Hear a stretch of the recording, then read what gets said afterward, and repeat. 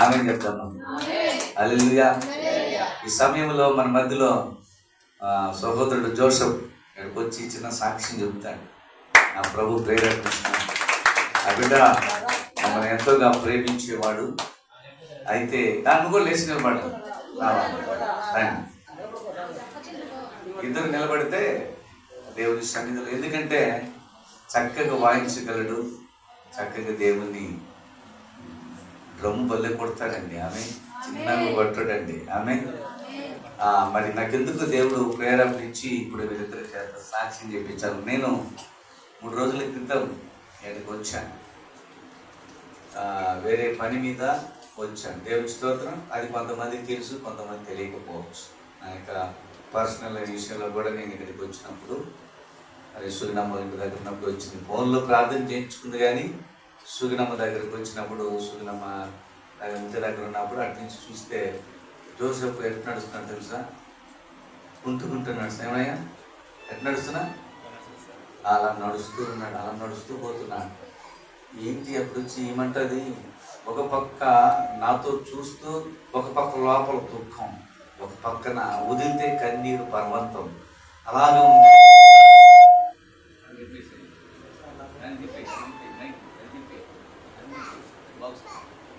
హల్లెలూయా. అలాగా చూసినయ్యా. అప్పుడు ఆమన్నది, నడవలేకపోతున్నాడు చూసింది. నేను కూడా చాలా బలహీనరాలు. నా ఇల్లు ఒక భయంకరమైన శోధన గుండంగా మారిపోయింది అన్నప్పుడు నా ఆత్మలో ఒక చిన్న మూలిగి ఒక మాట చెప్పానమ్మా, జోసెఫ్ దేవునికి దూరం అయ్యాడు, కానీ దేవుడు జోసెఫ్ నుంచి దూరం అవ్వలేదు. చెప్పకూడదమ్మా. అయితే జోసెఫ్ని దేవుడు ఏం చేస్తున్నాడు తెలుసా? ప్రేమిస్తూ ఉన్నాడు. ప్రేమిస్తున్నాడు కాబట్టి మరలా ఆయన ఆలయంలోకి నడిపించుకున్నాడు. చెప్పకూడదమ్మా. దేవుడు ప్రేమించకపోతే ఆలయంలోకి ఎవరు వస్తామా? చెప్పాలి, రాలేం. తను పడే బాధ, తన పడుతున్న కష్టం, తన పడుతున్న వేదన తన హృదయానికే తెలుస్తుంది, కానీ తను ప్రేమించిన దేవునికి ఇంకా తెలుస్తుంది. ఆమె చెప్తాం. హల్లెలూయా. కాబట్టి నేను అక్కడి నుంచి మళ్ళీ మరుసటి రోజు వచ్చాను. మరుసటి రోజు వచ్చేటప్పటికి ఎక్కడున్నానో తెలుసా? ఎప్సిబమ్మ నాకు తెలియకుండా భోజనం చేసేసి ఉంది. మరి నిన్నటి దినం అన్నటి దినమున హల్లెలూయా వీళ్ళందరూ వేరే పని మీద వెళ్ళారు. అయితే నేను అక్కడే చెట్టు కింద నాకు మంచం వేసాడు. నతనీయులు కనపడ్డది. గొర్రెలు కాల్చడానికి వెళ్ళిపోయినాడు ఈరోజు. దేవుని స్తోత్రం. చెట్టు కింద మంచం వేస్తాడు. కూర్చునేటప్పటికి భయమే వచ్చింది. ఎందుకు సడన్గా వచ్చింది అని చెప్పి చూస్తే, అయ్యా భోజనం చేద్దురండి. అప్పటికి దాదాపు 12 దాటేసి 1 గంట అయిపోతుంది. నేను అనుకున్నాను, ఒక పక్క నీళ్లు తప్పా సరే, రోజు ఆడుండింది. తెలిసిన తర్వాత ఫోన్ చేసి ఒక బాటిల్ నీళ్ళు తెమ్మన్నాను. తెచ్చింది. తర్వాత నీళ్ళు అక్కడ కూర్చున్నాను. వేరానికి వాక్యం గురించి చెప్తా వస్తున్నాను చాలాసేపు. తర్వాత మరి నయం వచ్చి భోజనానికి రాగాను. నేను ఆశ్చర్యపోయాను. ఏంటమ్మా నీకు ఎక్కడ తెలిసి నేను వచ్చింది? లేదు, సంఘ పెద్దమ్మ పోతూ రత్నమ్మ సత్యవతమ్మ చెప్పేసి వెళ్ళిందంట. ఆమె వచ్చి నాకు భోజనం చేయాలి. దేవుని కార్యాలు ఎలా ఉంటాయో ఊహకు అందరికీ. దేవుని స్తోత్రం కలుగుతున్నాక నా బిడ్డ విషయంలో సహకరించిన మీ అందరికీ నా హృదయపూర్వకమైన వందనాలు. మిమ్మల్ని ఏనాడు దుఃఖపెట్టం. మిమ్మల్ని అన్ని విధాలు దేవుడు 100 ఆశీర్వదిస్తాను. ఆమేన్. అదే క్రమంలో ఇంటికి వెళ్ళాను. అన్ని సిద్ధపరుస్తూ ఉంది. సరే భోజనం పెట్టేసి రెడీ చేసేసింది. చిన్నగా ఎవరు వచ్చారు? మేరేం వచ్చింది. మేరేం వచ్చా. ఆయన చూసింది. చెప్పా, పిలువమా అన్న. పిలుచుకుంటూ వచ్చాడు. దేవునికి స్తోత్రం కలుగును గాక. వెంటనే చేయి కడుక్కున్నాను. భోజనానికి అయితే కూర్చున్నాను, కానీ నా మనసంతా జోసెఫ్ మీద చెప్పకూడదాం. వెంటనే జోసెఫ్ ప్రార్థన చేసిన తర్వాత భోజనం చేయాలనుకున్నాను. దేవుడు జోసెఫ్ని ముట్టాడు. చెప్పకూడదాం. ఏమైనా ముట్టాడా లేదా? ఇప్పుడు చెప్తారు, సాక్ష్యం చెప్తారు.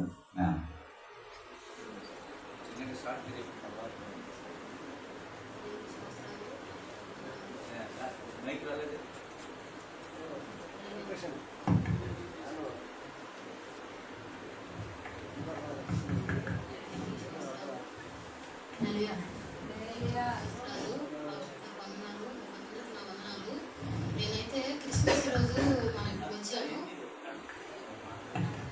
క్రిస్మస్ రోజు వచ్చాను, వెళ్ళిపోయాను. భోజనం ఎత్తుకోపోయి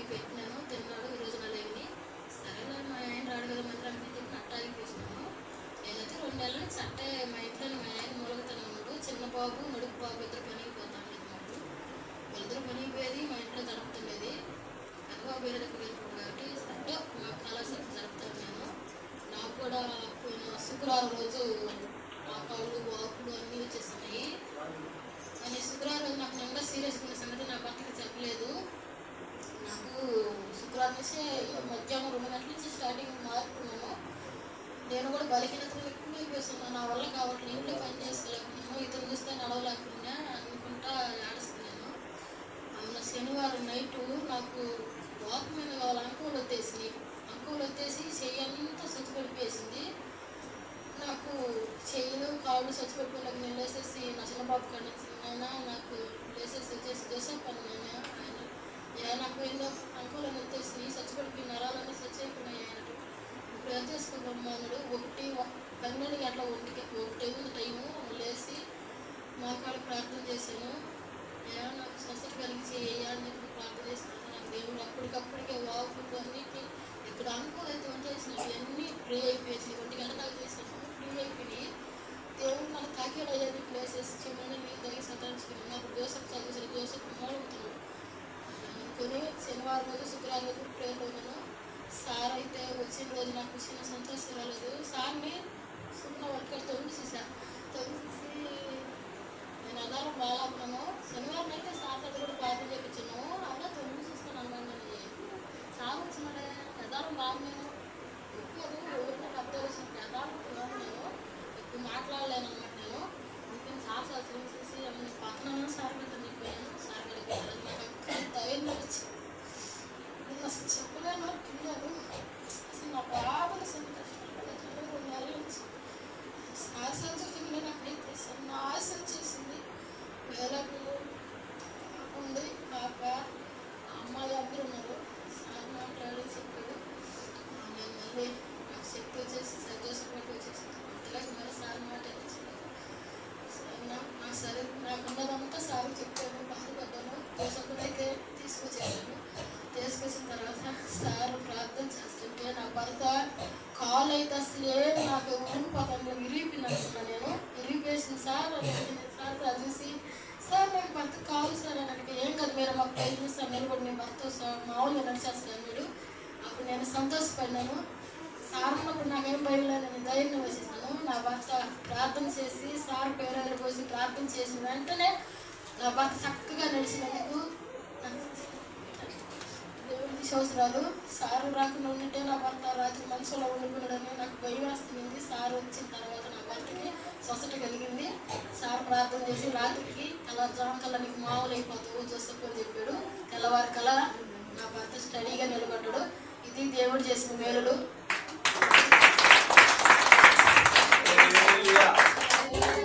ఎవరు ఆయనకి స్వస్థత ఇచ్చింది? యేసయ్య. చప్పట్లు కొడదాం హల్లెలూయా. ఈ గాడిదను వాడుకున్నాడు. చప్పట్లు కొడదాం హల్లెలూయా. మన్నవరపాడికి గాడిదని తీసుకొచ్చాడు. ఏ గాడిది చెప్పాలా? మన్నవరపాడికి ఏ గాడిని తీసుకొచ్చాడు? నెల్లూరులో ఎక్కడో ఉన్న గాడిదని ఎక్కడ తిరుమలమ్మ పాలెంలో ఉన్న మూలలో అక్కడ పల్లెటూరులో ఎదుర్కొంటున్నటువంటి గాడిదని ఎక్కడ తీసుకొచ్చాడు?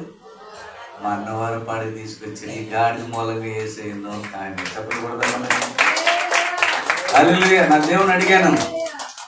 ఆయన అన్నాడు, ఎటువంటి భయంకరమైన వ్యాధులు నీ వద్దకు వచ్చినప్పుడు నీవు ప్రార్థన చేయించుండగానే నేను స్వస్థపరుస్తానని చెప్పాడు. చప్పట్లు కొడదాం హల్లెలూయా.